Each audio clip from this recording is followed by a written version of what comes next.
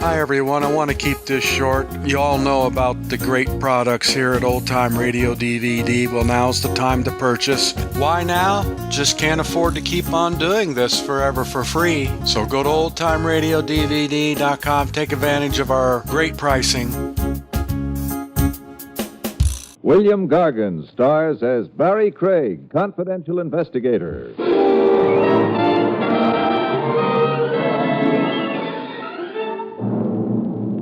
One nice thing about being a murderer, you don't have to worry about being included in the old age pension fund. You're not going to have an old age. The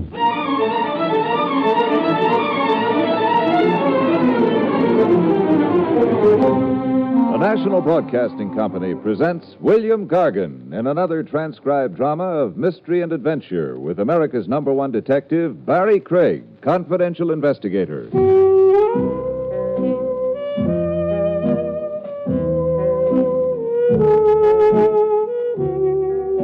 Barry Craig speaking. I was drinking myself to death this particular evening. Not liquor. At Willie's Wagon, it's the coffee that's fatal. Also, I was finding out from the newspapers that chorus girls were still busy suing elderly millionaires, that a hood named Ben Moran had knocked off an armored car and disappeared, and that the police were questioning his girlfriend, Penny Lane. Her picture was spread across the front page. It wasn't art, but it would sell a lot of papers. Also, we were going to have some more weather. That don't surprise me. That's because you're a cynic, Willie. Do I ask you about your religion? It was around 10:30 at night.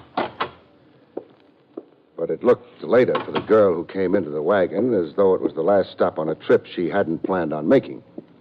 Excuse me, but can you tell me if there's more than one Hotel Meeker? The only one I know of is around the corner from here. You tried a phone book? Yes, I did. I must be going insane. Hey, Mr. Craig. I've got it. She passed out. Yeah, take her in the back room. I got the couch there. That's fine. Hey, sounds like she's coming too. Get some coffee for her. Yeah, okay. I'm sorry. What about? Fainting. My name is Wilson, Myra Wilson. I'm Barry Craig. What's bothering you about the Meeker? You won't believe me. Oh, I'm a confidential investigator. I've got a lot of practice believing people. Clients, usually. Try me. Well, my husband and I got to town this afternoon. We took a room at the Hotel Meeker. After lunch, I went shopping and to a movie. Then I went back to the hotel. It looked the same. Hotels don't change much in an afternoon. But when I asked at the desk for my husband, the clerk said no one by that name was registered. The clerk must have remembered you. No.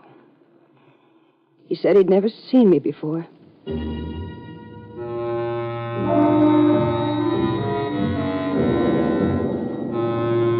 was a nice story. It had shape, surprise, a nightmare touch. The odds were wonderful that it was a pony from the word go. Maybe that's why I walked over to the Hotel Meeker with Myra Wilson. Good evening, sir. Mrs. Wilson would like the key to her room. Oh, back again, eh? Mrs. Wilson does not have a room here. She checked in this morning with her husband. She doesn't have a room here. Neither does her husband, if she has a husband. I could take you apart without any trouble. Putting you together again might be harder. Look, there's no card for Mr. and Mrs. Wilson. I never saw or heard of Mrs. Wilson before. I've been on duty all day. I ought to know. Mrs. Wilson, you remember the lobby, the clerk? Of course I do. What was your room number? 312. Let's go take a look at it. No, you can't do that. Why not? Oh. That gun standard hotel equipment? Ollie, will you? What are you doing with that gun? Taking care of this hoodlum, Mr. Roberts. The hoodlum's name is Craig. This is Mrs. Wilson. You manage the hotel? I do. Farley, put away that gun. Mrs. Wilson, did you see Mr. Roberts this morning? No. Mr. Roberts, this woman claims she registered here this morning with her husband. That's not true. Evidently a misunderstanding, although... We'd like to go up to her room. 312. If it's not occupied, I see no reason why you can't.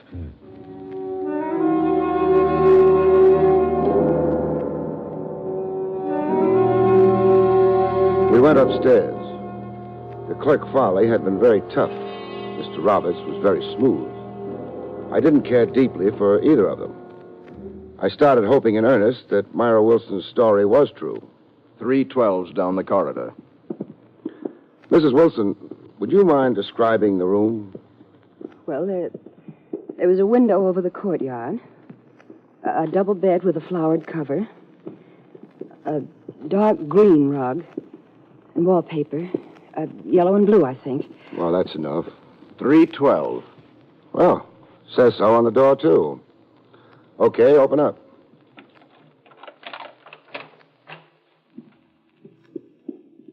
Oh, there's a bed. Outside of that, twin beds, not a double. Carpeting is maroon, not green. And the wallpaper, dark brown, striped. It's not at all the way I described it, but it is the same room. It must be. Well, Mr. Craig? Sorry to have bothered you. Let's go, Mrs. Wilson.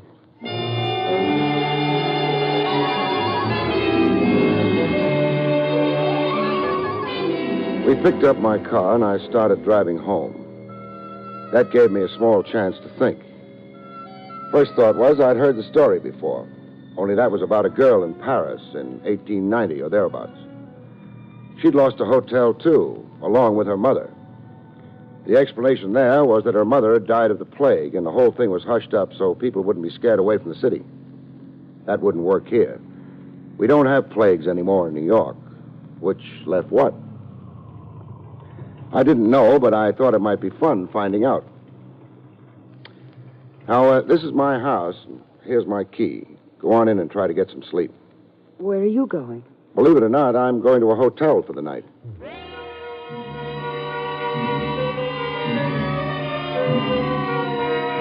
The hotel was the Meeker.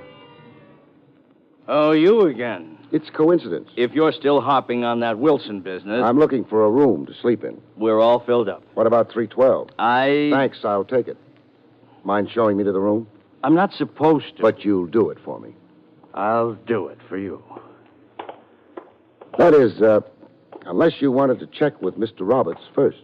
He's gone for the night. Could it be a federal offense? What? Kidnapping a room? I thought you gave up on that. Well, that's right, too. I forgot.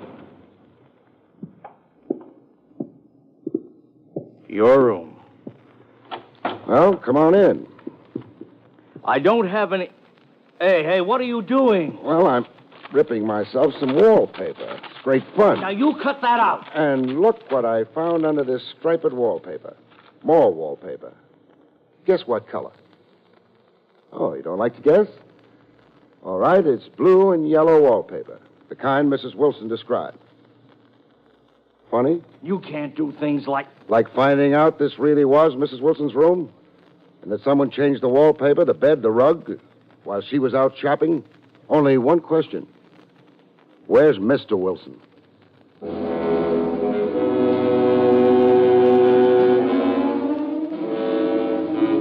clerk didn't answer that one, or anything else. I left the hotel for a doorway across the street. I put in time in nicer doorways, but this one was okay. It kept me out of sight. Until the clerk came out of the hotel and started walking. I walked after him. He led me to a dark street filled with discouraged brownstones. He started up the steps. I was maybe 30 yards from him when he opened the door and walked into bullets.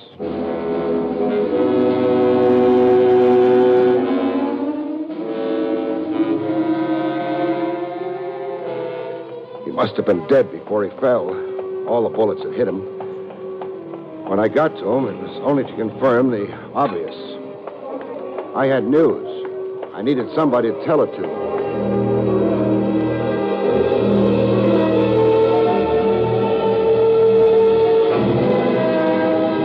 Roberts was in the phone book.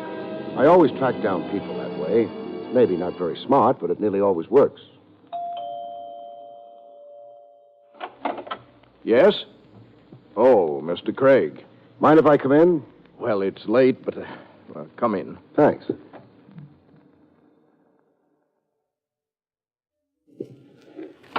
Don't go any further. I'm entertaining. Oh, I'm sorry. Hello. I asked you not to... I said I was sorry. Now I'm not sure. Introduce me. Mr. Craig, Miss Lane. Penny Lane? Penny Lane. What do you hear from Ben Moran, Miss Lane? Oh, now you mustn't believe everything you read in the papers. Oh, it's too bad. You mean he isn't going to give you a hunk of that armored car? What would I do with an armored car, Mr. Craig? I see what you mean. Excuse me. Roberts, where's Jim Wilson? Who is Jim Wilson? Myra Wilson's husband. Oh, that poor deluded girl. Not deluded. Someone changed the wallpaper in the room she had. Underneath was the paper she described. Oh? I can't imagine why or who would... Try anyway. Farley's really the one to ask. He's in charge of such things. Oh, I asked him. He said he takes orders from you. I'm afraid he's lying, Mr. Craig. Would you like to tell him that? I should like nothing better. Because you know he's dead? Mr. Craig, I don't think I've anything further to say to you. Too bad. I was enjoying our little chat. Good night, Mr. Craig. I suppose you need time for rehearsal. Rehearsal of what? Your story to the police. Farley was murdered. You know, I'm not surprised. Apparently, he was involved in something crooked. Is that so? Why, yes. Checking Mr. and Mrs. Wilson in, then denying he'd done so. Having the room changed while they were out. It's going to be all Farley from now on, huh? I'm afraid he wasn't an honest man. Anyway, from now on, he's going to be a silent one. You can load anything you like on him. But you've got to make it stick, Roberts, otherwise it won't mean anything. Good night. Mr. Craig, Yes. mind if I come with you? No. That's nice. Night, Mr. Roberts.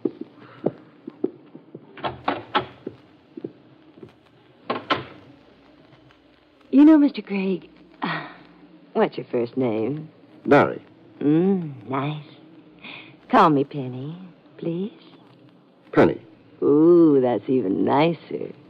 But anyway, I was saying, I don't think Mr. Roberts is really a gentleman. Now, that's hard to believe. Oh, I'm very serious. Well, you ought to know. Barry, you mustn't misunderstand. I've never been up to his apartment before. You were there tonight. Well, that was because Mr. Roberts said he had some beautiful etchings, and I love etchings, so... But you know what? What? There wasn't a single etching in the place.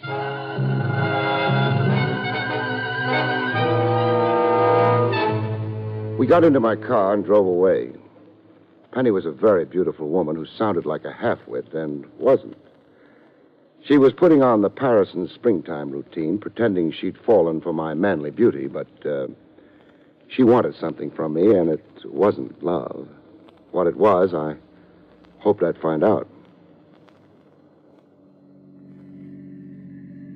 Ben Moran must have been a rough playmate. I don't know why you keep talking about him. He fascinates me. Wanted by the police for a few murder raps, swindles, armed robberies, income tax evasions, passing a red light. Ben would never pass a red light. Oh, sorry. Apology accepted. Take me home. Where?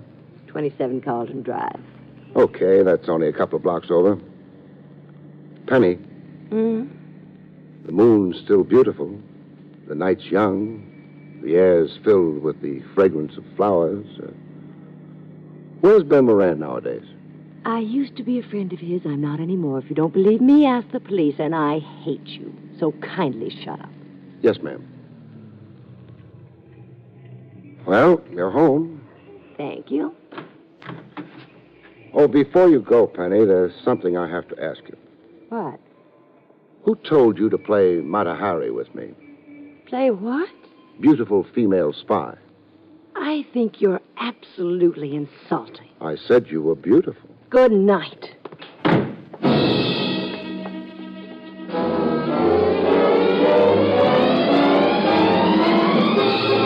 I watched Penny walk into her apartment house and then drove away. I thought about her. She was angry, a liar, and the kind of girl who'd go very good on most desert islands. But I didn't have one. So I went home. When I got there, though, I wasn't happy. Myra Wilson was gone. Whether she'd gone on her own or had been persuaded was something I might find out sometime or other. It was a cold trail. I decided I'd try to warm it up a bit. The first step was driving uptown to Robert's house, parking opposite it, and using the phone booth in an all-night drugstore. I had no guarantee the gimmick would work. I didn't have much choice. Yes? Ben, I can't say anything over the phone, but come over right away. Who'd you say you were? Ben Moran, you jerk. Right away. Goodbye.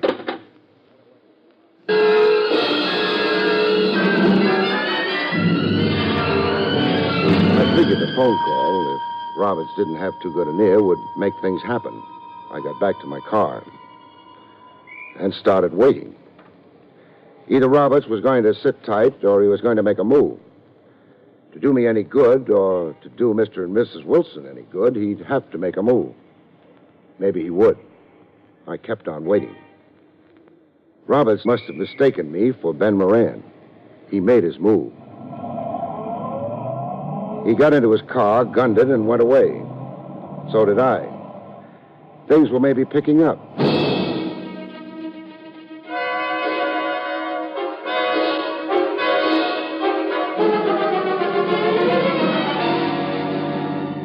We were across the river in Jersey, up a dark road to a small house whose lights picked out pieces of the dark sky.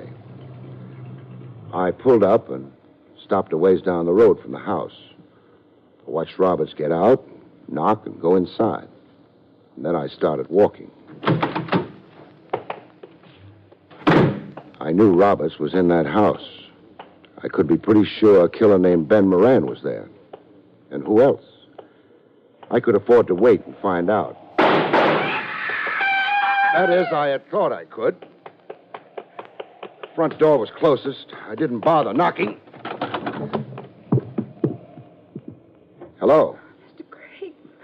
Oh, Mr. Craig. You better save it. There's no time.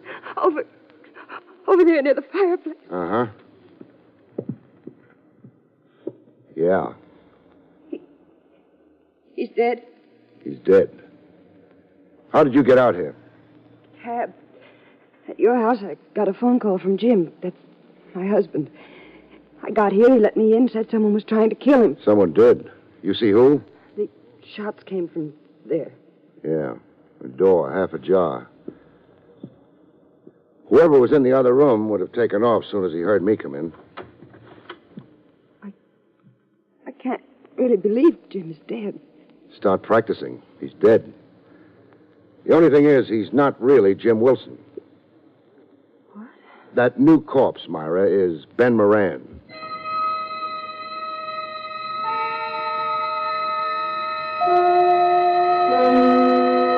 Went through his pockets, found nothing but small change, called the nearest sheriff, and got out with Myra. Why? How could it have... After his last job, Moran was hot. He had to hole up, picked your town for it.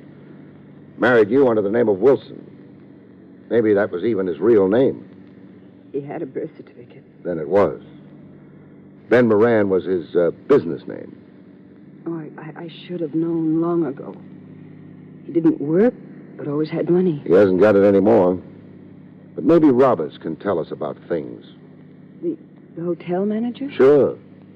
He knew Moran, helped Moran on that disappearing hotel routine. That was to get rid of you. Well, Well, you better face up to it. Makes it easier to forget.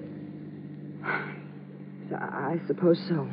Moran must have decided the time was ripe to start spending his dough. Had to get rid of you without the police being called in, or even if they were called in, not believing your story. They wouldn't have. No, but maybe we'll get them one now they will believe.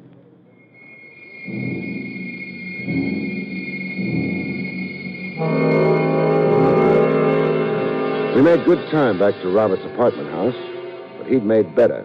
His car was there. And so was he. Mind if we come in? I mind. We're still coming in. Come on, Myra. This rough stuff won't get you anywhere. It got us inside. How's Moran? Moran. Yeah, the man who phoned a couple of hours ago. I received no such call. Oh, stop. I made it. You? I wanted to meet Moran. I trailed you to his hideout in Jersey. Then answer your questions yourself. The police wouldn't. They'd ask you to answer them. Suppose you let me worry about them. You'd better. They're going to think you shot Moran.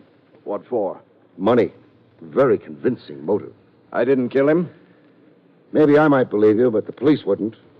Not after I told them how you conspired with Moran to get rid of his wife.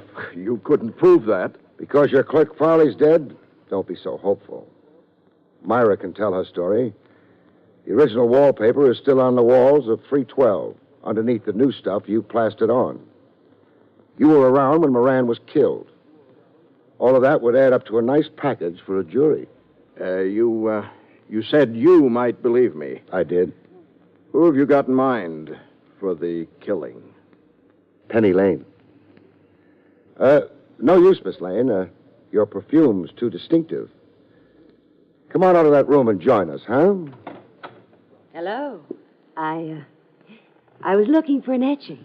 You were looking for a lot of etchings, with the Secretary of the Treasury's signature on them. I didn't find even one. Too bad. I'm sure Moran wanted you to have them. And I'm going to get them. Well, the gun loaded? Uh-huh. Barry, raise your arms. Why? I'm going to search you. You better not. I'm ticklish. Not that ticklish, when there's a gun pointing at you. Well, maybe not. Well? You don't have the money. Nope. What'd you do with it? Gave it to Myra. Mr. Craig, I asked her to hold it for me. but... Oh, it's no use, Myra. No use at all, dear. Give me that handbag. no. I'll take it. There. I'll open it, too. Barry, Hmm? you're a liar. I am? There's no money in Myra's bag. There's a gun, though. That's why I wanted you to take the bag away from her. Why, you what? Sure. Myra is very good with a gun. But she... Stop making noises and point your gun at Mrs. Wilson. She happens to have murdered the hotel clerk Farley and her husband as well. Girls maybe will be girls, but she wanted to be a killer.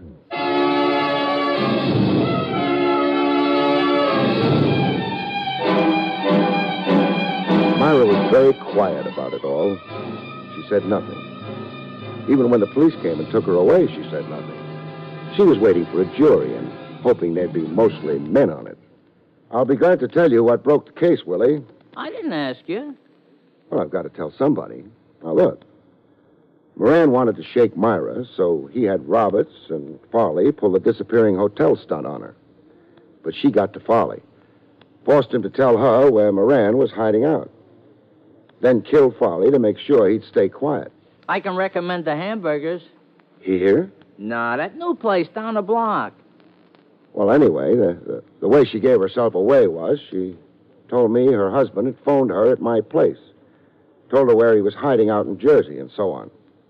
Well, Willie, how would her husband or anyone else have known that she was staying at my place? They serve it with a kind of coleslaw that ain't all bad. Isn't all bad? Willie, nothing can be all bad. Have another cup of coffee? My mistake. Anyway, here I am, left without a case, without a fee, without... Hey, stop breathing down the back of my neck. Turn around and I'll breathe down the front of it. Oh, hello. Hello. But you can't say I'm left without a penny.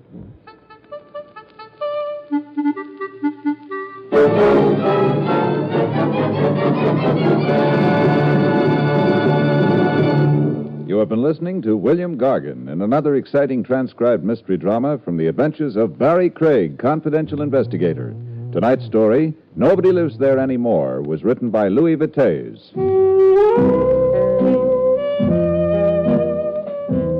Next week, it's the strange story of the moving target, about which Barry Craig has this to say. In next week's story, The Moving Target, a high-flying globetrotter finds that sheer elbow room is no insurance for survival when a felonious blonde makes a passionate effort to bring him down to earth, really deep down, that is.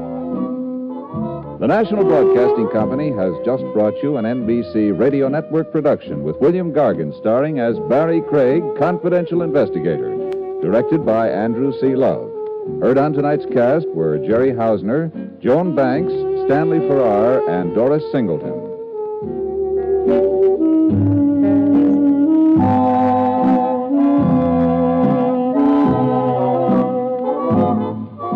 Join Groucho Marx for You Bet Your Life tonight on the NBC Radio Network.